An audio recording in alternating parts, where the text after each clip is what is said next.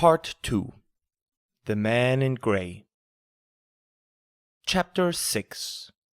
The Time-Saving Bank. Life holds one great but quite commonplace mystery. Though shared by each of us and known to all, it seldom rates a second thought. That mystery, which most of us take for granted and never think twice about, is time.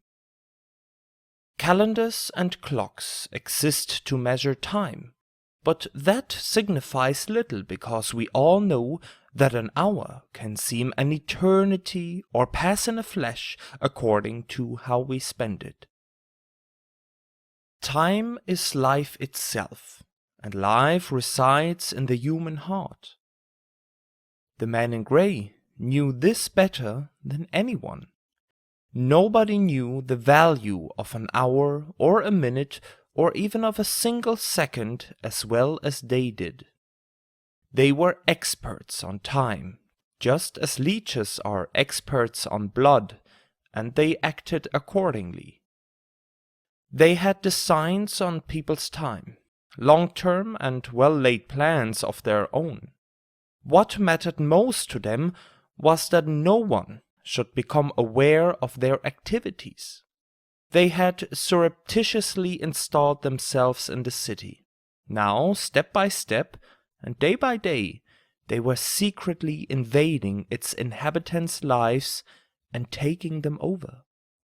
They knew the identity of every person likely to further their plans long before that person had any inkling of it. They waited for the ideal moment to entrap him, and they saw to it that the ideal moment came. One such person was Mr. Figaro, the barber. Though not by any means a high-class hairdresser, he was well respected in the neighborhood. Neither rich nor poor, he owned a small barber shop in the center of town and employed an apprentice. One day Mr. Figaro was standing at the door of his shop waiting for customers. It was the apprentice's day off, so he was alone. Raindrops were spattering at the pavement, and the sky was bleak and dreary as dreary as Mr. Figaro's mood. "Life's passing me by," he told himself, "and what am I getting out of it? Wielding a pair of scissors, chatting to customers, lathering their faces, is that the most I can expect? When I am dead, I'll be as if I'd never existed." In fact, Mr. Figaro had no objection at all to chatting. He liked to air his opinions and to hear what his customers thought of them. He had no objection of wielding a pair of scissors or lathering faces either. He genuinely enjoyed his work and knew he did it well. Few barbers could shave the underside of a man's chin as smoothly against the lie of the stubble, but there were times when none of this seemed to matter. "I am an utter failure," thought Mr. Figaro. "I mean, what amount do I do? A small-time barber, that's all. If only I could lead the right kind of life, I'd be a different person altogether." Exactly what from the right kind of life should take Mr. Figaro wasn't sure. He vaguely pictured it as a distinguished and affluent existence such as he was always reading about in glossy magazines. "The trouble is," he thought sourly, "my work leaves me no time for that sort of thing, and you need time for the right kind of life. You've got to be free, but I'm a lifelong prisoner of scissors, leather, and chit-chat." At that moment, a smart grey limousine pulled up right outside Mr. Figaro's barber shop. A grey-suited man got out and walked in. He deposited his grey briefcase on the ledge in front of the mirror, hung his grey bowler on the hat rack, sat down in the barber's chair, produced a grey notebook from his breast pocket, and started leafing through it, puffing meanwhile at a small grey cigar.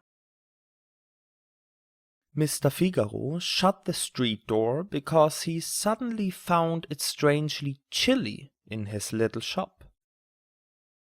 "What's it to be?" he asked, "shave or haircut?" Even as he spoke, he cursed himself for being so tactless. The stranger was as bald as an egg. The man in grey didn't smile. "Neither," he replied in a peculiar flat and expressionless voice, a grey voice, so to speak. "I'm from the time-saving bank. Permit me to introduce myself, agent number XYQ 384B. We hear you wish to open an account with us." "That's new to me," said Mr. Figaro. "To be honest, I didn't even know such a bank existed." "Well, you know now," the agent said crisply. He consulted his little grey notebook. "Your name is Figaro, isn't it?" "Correct," said Mr. Figaro. "That's me." "Then I've come to the right address," said the man in grey, shutting his notebook with a snap. "You're on our list of applicants." "How come?" asked Mr. Figaro, who was still at a loss. "It's like this, my dear sir," said the man in grey. "You're wasting your life cutting hair, leathering faces, and swapping idle chit-chat. When you're dead, it'll be as if you'd never existed. If you only had the time to lead the right kind of life, you'd be a quite different person. Time is all you need, right?" "That's just what I was thinking a moment ago," mumbled Mr. Figaro, and he shivered because it was getting colder and colder in spite of the door being shut. "You see," said the man in grey, puffing at his small cigar, "you need more time, but how are you going to find it? By saving it, of course. You, Mr. Figaro, are wasting time in a totally irresponsible way. Let me prove it to you by simple arithmetic. There are 60 seconds in a minute and 60 minutes in an hour. Are you with me so far?" "Of course," said Mr. Figaro.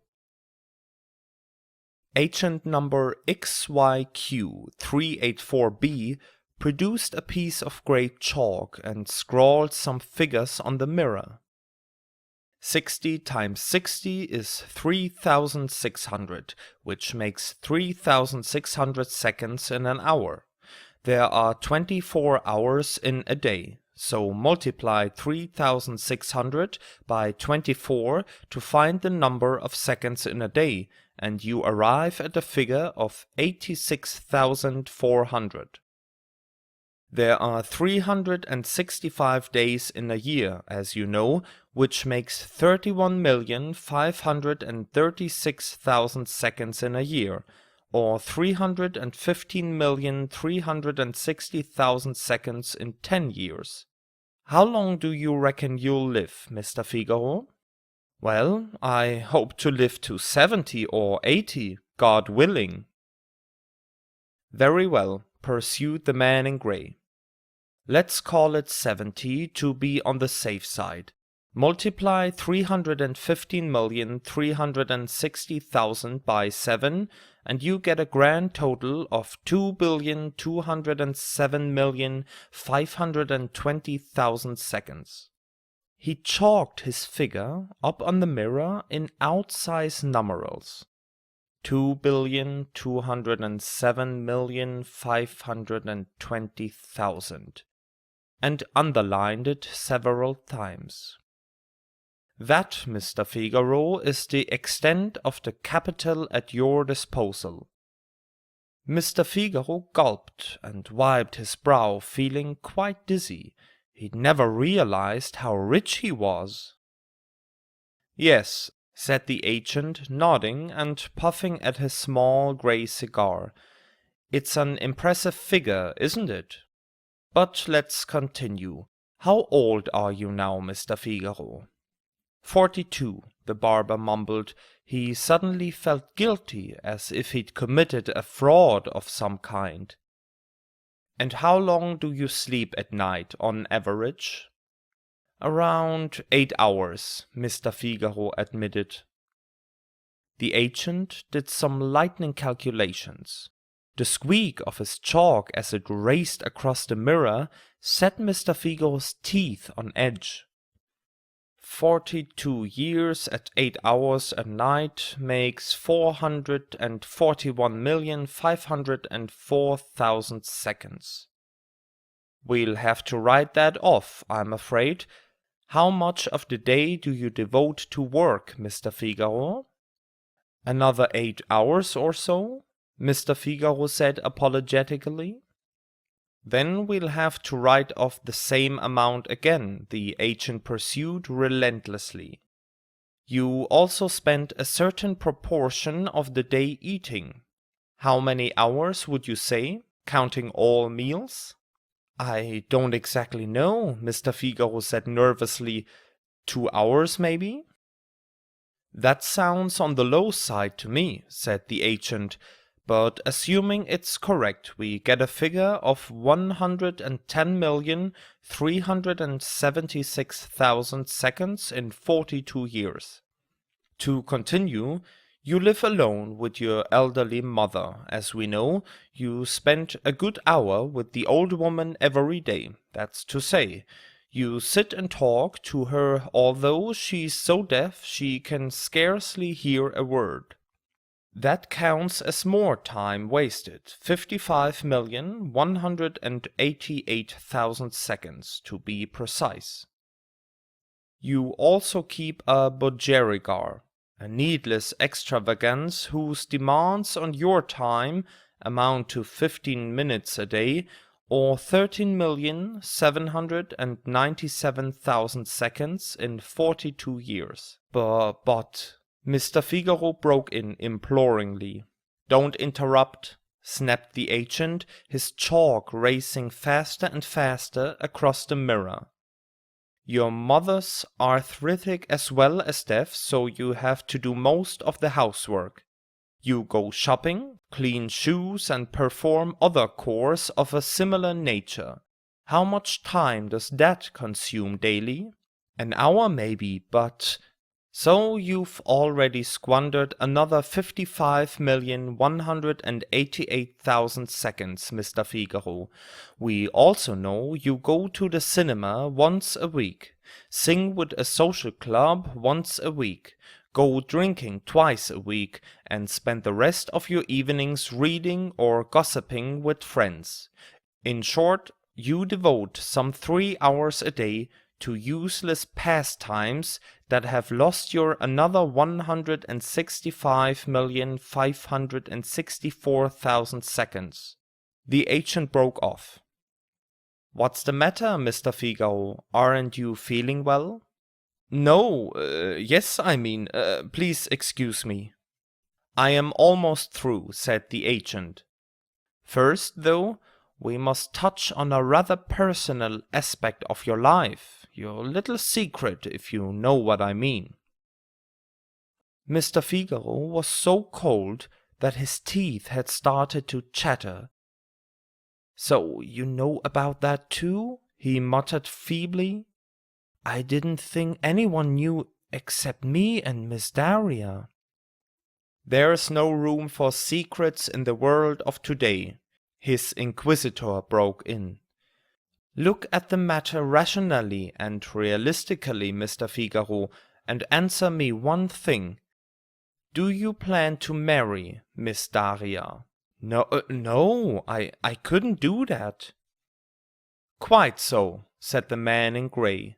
Being paralyzed from the waist down, she'll have to spend the rest of her life in a wheelchair. Yet you visit her every day for half an hour and take her flowers. Why? She's always so pleased to see me, Mr. Figaro replied, close to tears. But looked at objectively from your own point of view, it's time wasted. 27,594,000 seconds of it to date.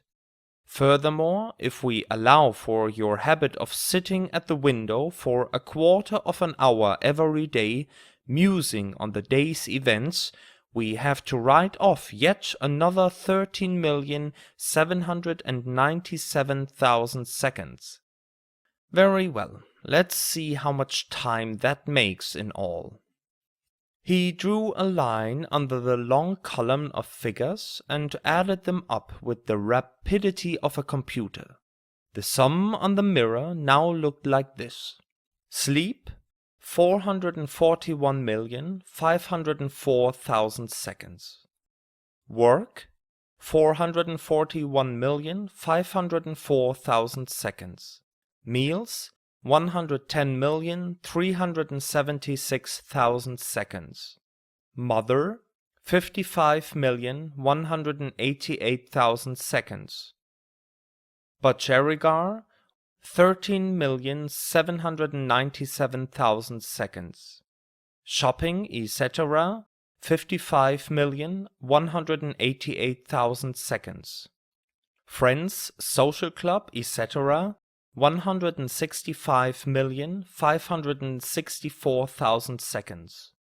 Miss Dana, 27,594,000 seconds. Daydreaming, 13,797,000 seconds. Grand total, 1,324,512,000 seconds. And that figure, said the man in grey, rapping the mirror with his chalk so sharply that it sounded like a burst of machine gun fire. That figure represents the time you've wasted up to now. What do you say to that, Mr. Figaro? Mr. Figaro said nothing.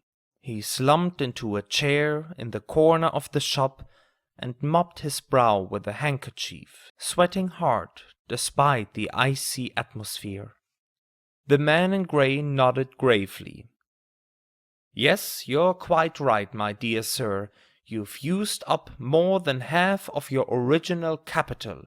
Now let's see how much that leaves of your 42 years. 1 year is 31,536,000 seconds, and that, multiplied by 42, comes to 1,324,512,000 seconds. Beneath the previous total, he wrote total time available, 1,324,512,000 seconds. Time lost to date, 1,324,512,000 seconds. Balance, 0 seconds.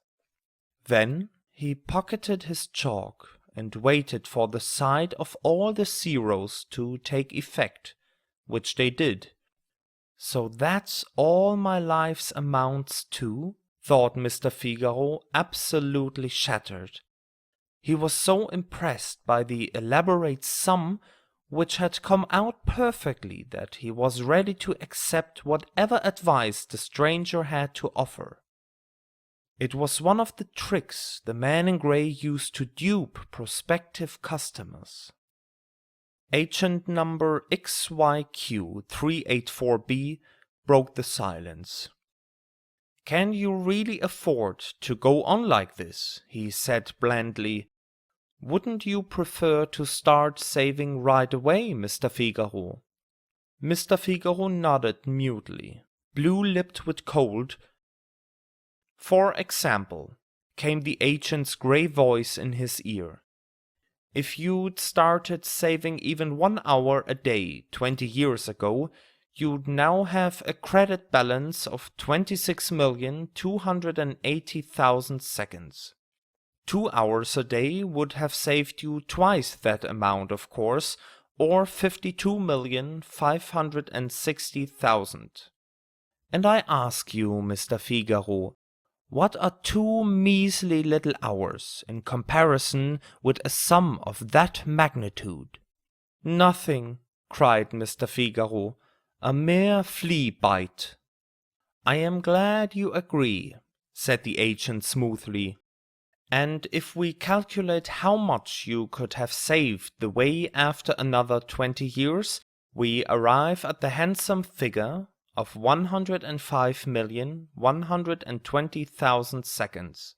And the whole of that capital, Mr. Figaro, would have been freely available to you at the age of 62. Fantastic, stammered Mr. Figaro, wide-eyed with awe. But that's not all, the agent pursued. The best is yet to come. The time-saving bank not only takes care of the time you save, it pays you interest on it as well. In other words, you end up with more than you put in. How much more? Mr. Figaro asked breathlessly. That's up to you, the agent told him. It depends how much time you save and how long you leave it on deposit with us. Leave it on deposit? Said Mr. Figaro. How do you mean? It is quite simple. If you don't withdraw the time you save for 5 years, we credit you with the same amount again. Your savings double every 5 years, do you follow? They're worth 4 times as much after 10 years, 8 times as much after 15, and so on. Say you started saving a mere 2 hours a day 20 years ago. By your 62nd birthday, or after 40 years in all, you have had 256 times as much in the bank as you originally put in. That would mean a credit balance of 26,910,720,000 seconds. And the agent produced his chalk again and wrote the figure on the mirror. 26,910,720,000. You can see for yourself, Mr. Figaro, he went on, smiling thinly for the first time. You have accumulated over 10 times your entire lifespan, just by saving a couple of hours a day for 40 years. If that's not a paying proposition, I don't know what it is. You're right, Mr. Figaro said wearily. It certainly is. What a fool I was not to start saving time years ago. It didn't dawn on me till now, and I have to admit I'm appealed. No need to be, the man in grey said soothingly. None at all. It's never too late to save time. You can start today if you want. Of course I want to, exclaimed Mr. Figaro. What do I have to do? The agent raised his eyebrows. Surely you know how to save time, my dear sir. Work faster, for instance, and stick to essentials. Spend only 15 minutes on each customer instead of the usual half hour, and avoid time-wasting conversations.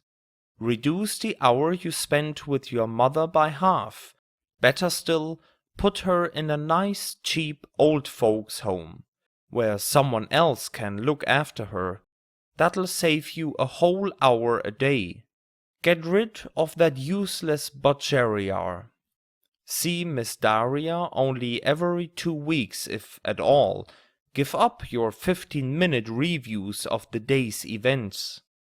Above all, don't squander so much of your precious time on singing, reading, and hobnobbing with your so-called friends.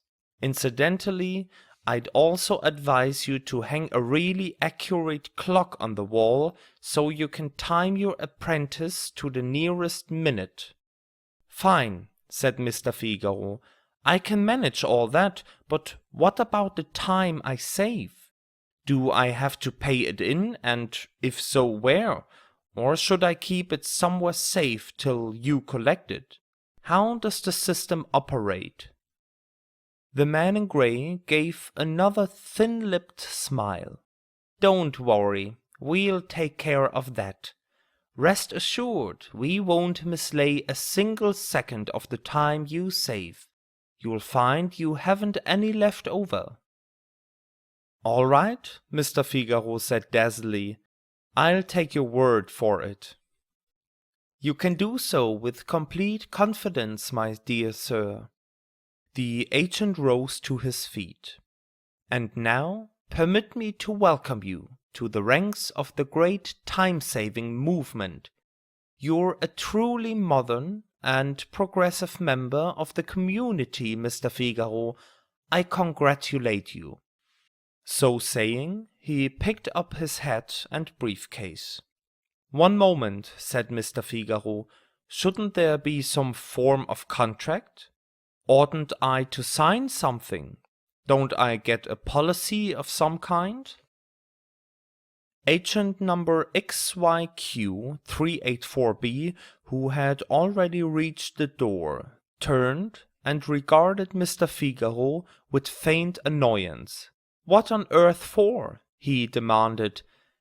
"Time saving can't be compared with any other kind of saving. It calls for absolute trust on both sides. Your word is good enough for us, especially as you can't go back on it. We'll take care of your savings, though how much you save is entirely up to you. We never bring pressure to bear on our customers. Good day, Mr. Figaro." On that note, the agent climbed into his smart grey car and peered off. Mr. Figaro gazed after him, kneading his brow. Although he was gradually becoming warmer again, he felt sick and wretched. The air still reeked of smoke from the agent's cigar, a dense blue haze that was slow to disperse. Not till the smoke had finally gone did Mr. Figaro begin to feel better, but as it faded, so did the figures chalked up on the mirror, and by the time they had vanished altogether, Mr. Figaro's recollection of his visitor had vanished too. He forgot the man in grey, but not his new resolution, which he believed to be his alone. The determination to save time now, so as to be able to begin a new life sometime in the future, had embedded itself in his soul like a poisoned arrow. When the first customer of the day turned up, Mr. Figaro gave him a surly reception. By doing no more than was absolutely necessary, and keeping his mouth shut, he got through in 20 minutes instead of the usual 30. From now on, he subjected every customer to the same treatment. Although he ceased to enjoy his work, that was of secondary importance. He engaged 2 assistants in addition to his apprentice, and watched them like a hawk to see they didn't waste a moment.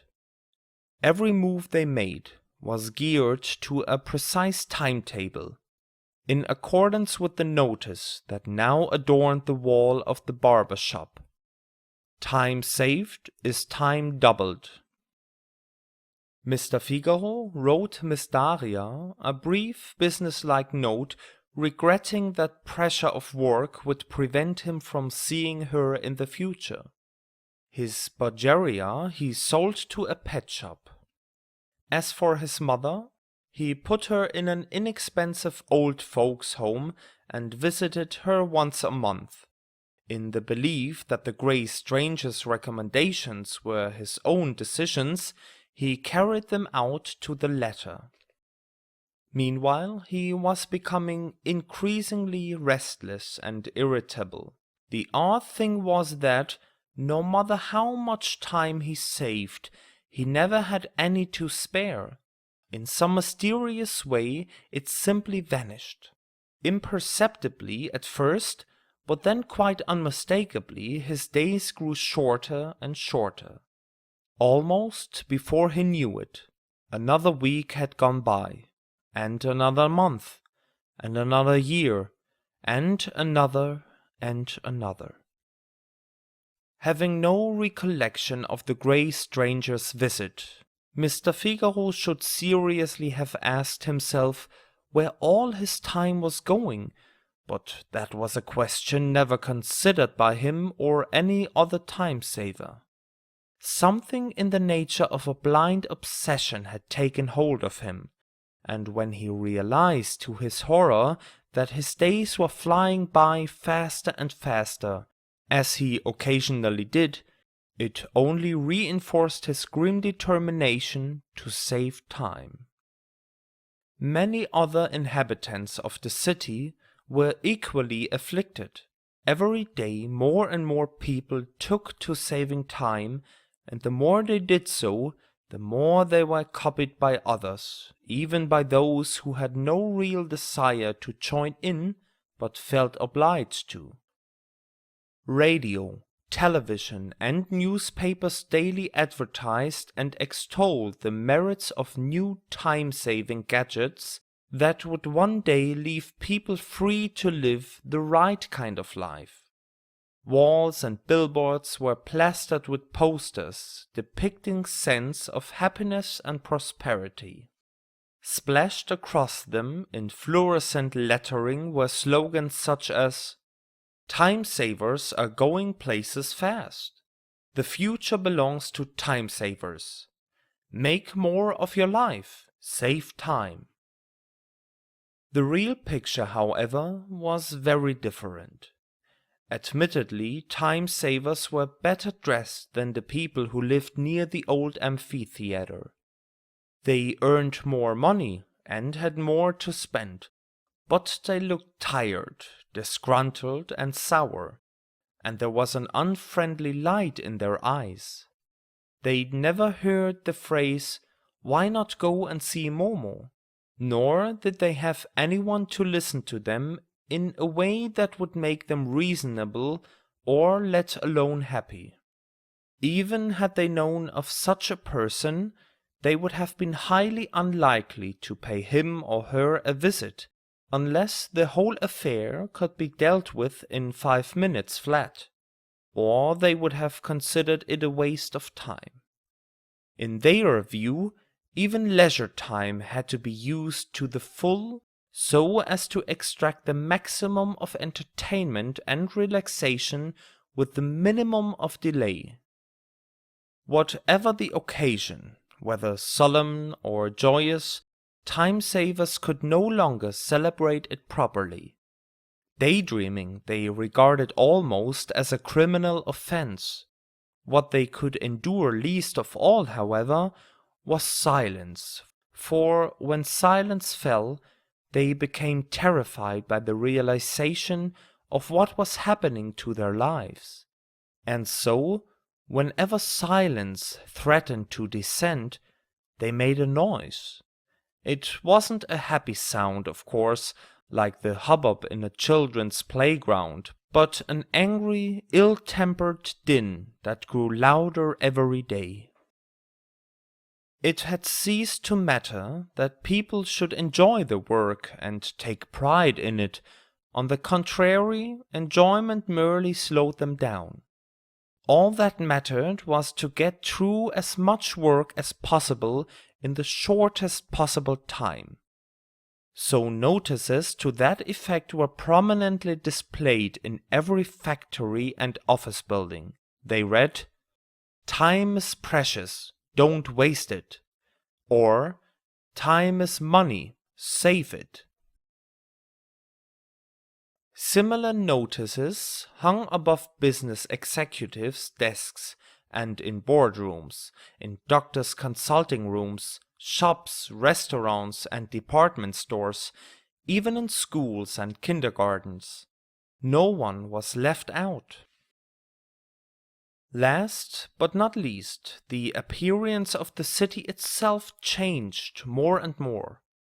Old buildings were pulled down and replaced with modern ones, devoid of all the things that were now thought superfluous.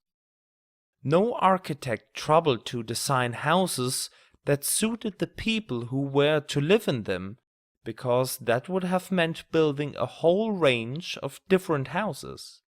It was far cheaper and, above all, more time-saving to make them identical. Huge modern housing developments sprang up in the city's northern outskirts. Endless rows of multi-story tenements as indistinguishable as peas in a pod. And because the buildings all looked alike, so of course did the streets. They grew steadily longer, stretching away to the horizon in dead straight lines and turning the countryside into a disciplined desert. The lives of the people who inhabited this desert followed a similar pattern. They ran dead straight for as far as the eye could see. Everything in them was carefully planned and programmed, down to the last move and the last moment of time. People never seemed to notice that, by saving time, they were losing something else. No one cared to admit that life was becoming ever poorer, bleaker, and more monotonous. The ones who felt this most keenly were the children, because no one had time for them anymore. But time is life itself, and life resides in the human heart, and the more people saved, the less they had.